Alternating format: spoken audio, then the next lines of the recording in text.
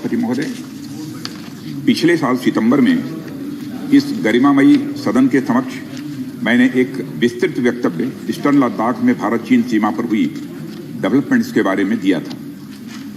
मैंने यह बताया था कि चीन द्वारा पिछले वर्ष अप्रैल मई 2020 के दौरान ईस्टर्न लद्दाख की सीमा के समीप भारी संख्या में शस्त्र बल तथा गोला बारूद आदि इकट्ठा कर लिया गया था। चीन द्वारा एलएसी के आसपास कई बार ट्रांसग्रेशन का भी प्रयास किया गया था। हमारी सशस्त्र सेनाओं ने उन सभी प्रयासों के दृष्टिगत उपयुक्त जवाबी कार्रवाई की थी। राष्ट्र के साथ इस सदन ने भी उन वीर भारतीय सैनिकों को श्रद्धांजलि दी थी जिन्होंने भारत की सीमा की रक्षा करते हुए अपना बलिदान दिया था। आज मैं इस सदन को कुछ और महत्वपूर्ण डेवलपमेंट्स के बारे में बताना चाहता हूं। सभापति महोदय, पिछले वर्ष सितंबर से दोनों पक्षों ने एक दूसरे के साथ मिलिट्री और डिप्लोमेटिक चैनल्स द्वारा संवाद स्थापित कर रखा है। हमारा यह लक्ष्य है कि एलएसी पर डिसएंगेजमेंट तथा यथास्थिति हो जाए ताकि पीस एंड ट्रैंक्विलिटी पुनः स्थापित हो सके। मैं संक्षेप में वहां की ग्राउंड सिचुएशन के बारे में सदन को दोबारा अवगत कराना चाहता हूं। सदन को ज्ञात है कि चीन ने अनधिकृत तरीके से लद्दाख केंद्र शासित प्रदेश के लगभग 38,000 वर्ग किलोमीटर पर 1962 के संघर्ष के समय से कब्जा बना लिया है। इसके अतिरिक्त पाकिस्तान ने अनधिकृत तरीके से पाक ऑक्युपाइड कश्मीर में भारत की लगभग 5,180 वर्ग किलोमीटर भूमि तथा कथित चीनो पाकिस्तान बाउंड्री एग्रीमेंट 1963 के तहत चीन को दे दिया है। इस प्रकार चीन का 43,000 वर्ग किलोमीटर से ज्यादा भारतीय भूमि पर अनधिकृत कब्जा है। चीन पूर्वी क्षेत्रों में भी अरुणाचल प्रदेश की सीमा पर करीब 90,000 वर्ग किलोमीटर भूमि को अपना बताता है। भारत ने इन अनजस्टिफाइड क्लेम्स तथा अनधिकृत कब्जे को कभी भी स्वीकार नहीं किया है। सभापति महोदय, मैं सदन को यह भी बताना चाहता हूं कि भारत ने चीन को हमेशा यह कहा है कि बाइलेटरल रिलेशन दोनों पक्षों के प्रयास से ही विकसित हो सकते हैं। साथ साथ ही सीमा के प्रश्न को भी बातचीत के जरिए ही हल किया जा सकता है, परंतु एलएसी पर पीस एंड ट्रैंक्विलिटी में किसी प्रकार की प्रतिकूल स्थिति का हमारी बाइलेटरल टाइज पर बुरा असर पड़ता है। इससे चीन भी अच्छी तरह अवगत है। कई हाई लेवल ज्वाइंट स्टेटमेंट में भी यह जिक्र किया गया है कि एलएसी तथा सीमाओं पर पीस एंड ट्रैंक्विलिटी कायम रखना बाइलेटरल रिलेशन के लिए यह अत्यंत आवश्यक है। सभापति महोदय, पिछले वर्ष से चीन के द्वारा उठाए गए कदमों के कारण पीस एंड ट्रैंक्विलिटी पर प्रतिकूल असर पड़ा है। इसके फलस्वरूप चीन और भारत के संबंधों पर भी प्रभाव पड़ा है। उच्च स्तर पर चीन के साथ कई बार बातचीत के दौरान, जिसमें मेरे द्वारा चीनी रक्षा मंत्री के साथ पिछले सितंबर की बैठक और मेरे सहयोगी विदेश मंत्री श्री जयशंकर जी की चीनी विदेश मंत्री के साथ तथा हमारे एनएसए श्री अजीत जी डोभाल की अपने चीनी काउंटर पार्ट के साथ बातचीत शामिल है। हमने स्पष्ट कर दिया है सभापति महोदय कि यह अत्यंत आवश्यक है कि एलएसी के सभी फ्रिक्शन पॉइंट पर डिसएंगेजमेंट किया जाए ताकि पीस एंड ट्रैंक्विलिटी पुनः स्थापित हो सके।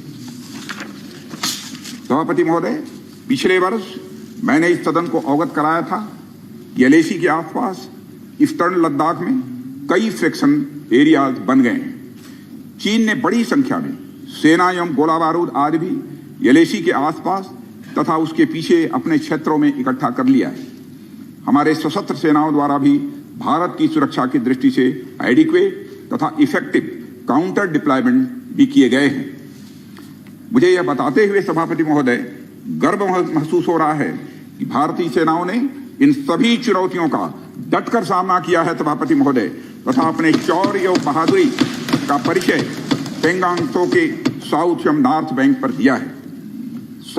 सामरिक दृष्टि से महत्वपूर्ण कई क्षेत्रों को चिन्हित कर हमारी सेनाएं कई पहाड़ियों के ऊपर तथा हमारे दृष्टिकोण से उपयुक्त अन्य क्षेत्रों पर भी मौजूद हैं।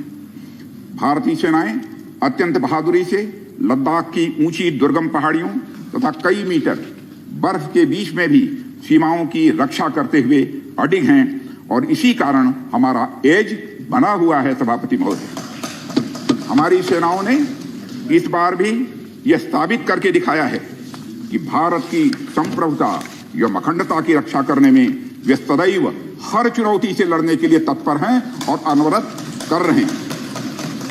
सभापति महोदय, पिछले वर्ष से मिलिट्री एंड डिप्लोमेटिक लेवल पर चीन के साथ हमारा संबंध बना रहा है। इस बातचीत में हमने चीन को यह बताया है कि 3 सिद्धांतों के आधार पर हम इस समस्या का समाधान चाहते हैं। फर्स्ट, दोनों पक्षों द्वारा एलएसी को माना जाए और उसका आदर किया जाए। दूसरा, किसी भी पक्ष द्वारा यूनिलेटरली स्टेटस को बदलने का प्रयास न किया जाए। तीसरा, सभी समझौतों का दोनों पक्षों द्वारा पूर्ण रूप से पालन किया जाए। सभापति महोदय, फ्रिक्शन क्षेत्रों में डिसएंगेजमेंट के लिए भारत का यह मत है कि 2020 की फॉरवर्ड डिप्लॉयमेंट जो एक दूसरे के बहुत नजदीक हैं वे दूर हो जाएं और दोनों सेनाएं वापस अपनी अपनी स्थायी या मान्य चौकियों पर वापस लौट जाएं। सभापति महोदय, बातचीत के लिए हमारी स्ट्रेटेजी तथा अप्रोच माननीय प्रधानमंत्री जी के इस दिशा निर्देश पर आधारित है कि हम अपनी 1 इंच जमीन भी किसी और को नहीं लेने दें। हमारे दृढ़ संकल्प का ही यह फल है कि हम समझौते की स्थिति पर पहुंच गए हैं। इन दिशा निर्देशों के दृष्टिगत सितंबर 2020 से लगातार मिलिट्री एंड डिप्लोमेटिक लेवल पर दोनों पक्षों में कई बार बातचीत हुई है कि इस डिसएंगेजमेंट का म्यूचुअली एक्सेप्टेबल तरीका निकाला जाए। अभी तक सीनियर कमांडर्स के स्तर पर 9 राउंड्स की बातचीत हो चुकी है। राजनयिक स्तर पर भी WMCC यानी working mechanism for consultation and coordination of India China border affair के तहत भी बैठकें होती रही हैं। सभापति महोदय, मुझे सदन को यह बताते हुए खुशी हो रही है कि हमारे इस अप्रोच तथा सस्टेन्ड टॉक्स के फलस्वरूप चीन के साथ पैंगोंग लेक के नॉर्थ एवं साउथ बैंक पर डिसएंगेजमेंट का समझौता हो गया है। और इस बात पर भी सभापति महोदय इस बात पर भी सहमत हो गई है कि पैंगोंग लेक से पूर्व पैंगोंग लेक से पूर्ण डिसएंगेजमेंट के 48 आवर्स के अंदर सीनियर कमांडर स्तर की बातचीत हो तथा बाकी बचे हुए मुद्दों पर भी हल निकाला जाए। सभापति महोदय, पैंगोंग लेक एरिया में चीन के साथ डिसएंगेजमेंट का जो समझौता हुआ है उसके अनुसार दोनों पक्ष फॉरवर्ड डिप्लॉयमेंट को phased, coordinated and verified manner में हटाएंगे। चीन अपनी सेना की टुकड़ियों को नॉर्थ बैंक में फिंगर 8 के पूरब की दिशा की तरफ रखेगा और इसी तरह भारत भी अपनी सेना की टुकड़ियों को फिंगर 3 के पास अपने permanent base Dhan Singh Thapa post पर रखेगा। इसी तरह की कार्रवाई साउथ बैंक एरिया में भी दोनों पक्षों द्वारा की जाएगी। ये कदम आपसी समझौते के तहत बढ़ाए जाएंगे तथा जो भी निर्माण आदि दोनों पक्षों द्वारा अप्रैल 2020 से नॉर्थ एंड साउथ बैंक पर किया गया है उन्हें हटा दिया जाएगा और पुरानी स्थिति कायम कर दी जाएगी। सभापति महोदय, यह भी तय हुआ है कि दोनों पक्ष नॉर्थ बैंक पर अपनी सेना की गतिविधियां जिसमें परंपरागत स्थानों की पेट्रोलिंग भी सम्मिलित है को अस्थायी रूप से स्थगित रखेंगे। पेट्रोलिंग तभी शुरू की जाएगी जब सेना एवं राजनयिक स्तर पर यानी डिप्लोमेटिक लेवल पर आगे बातचीत करके समझौता बनेगा। इस समझौते पर कार्रवाई कल से नॉर्थ एंड साउथ बैंक पर प्रारंभ हो गई है। यह उम्मीद है इसके द्वारा पिछले साल के गतिरोध से पहले जैसी स्थिति बहाल हो जाएगी। सभापति महोदय, मैं इस सदन को आश्वस्त करना चाहता हूं कि इस बातचीत में हमने कुछ भी खोया नहीं है। सभापति महोदय, सदन को यह भी जानकारी देना चाहता हूं अभी भी एलएसी पर डिप्लॉयमेंट तथा पेट्रोलिंग के बारे में कुछ आउटस्टैंडिंग इश्यूज बचे हुए हैं, इन पर हमारा ध्यान आगे की बातचीत में रहेगा। दोनों पक्ष इस बात पर सहमत हैं कि बाइलेटरल एग्रीमेंट्स तथा प्रोटोकॉल के तहत पूर्ण डिसएंगेजमेंट जल्द से जल्द कर लिया जाए। अब तक की बातचीत के बाद चीन भी देश की संप्रभुता की रक्षा के हमारे संकल्प से पूरी तरह और अच्छी तरह अवगत है। हमारी यह भी अपेक्षा है कि चीन द्वारा हमारे साथ मिलकर बचे हुए मुद्दों को हल करने का पूरी गंभीरता के साथ प्रयास किया जाएगा। सभापति महोदय, मैं इस सदन से आग्रह करना चाहता हूं कि मेरे साथ संपूर्ण सदन हमारी आर्म्ड फोर्सेस की इस विषम एवं भीषण बर्फबारी की परिस्थितियों में भी शौर्य और वीरता के प्रदर्शन की भूरी भूरी प्रशंसा करे। और सभापति महोदय, मैं ये कहना चाहता हूं कि जिन शहीदों के शौर्य और पराक्रम की नींव पर यह डिसएंगेजमेंट आधारित है, उन्हें देश सदैव याद रखेगा।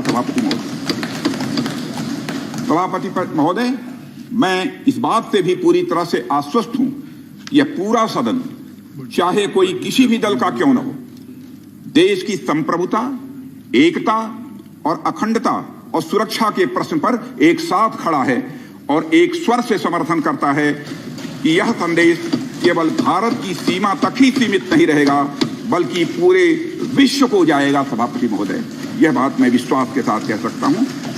धन्यवाद सभापति महोदय। जय हिंद। धन्यवाद।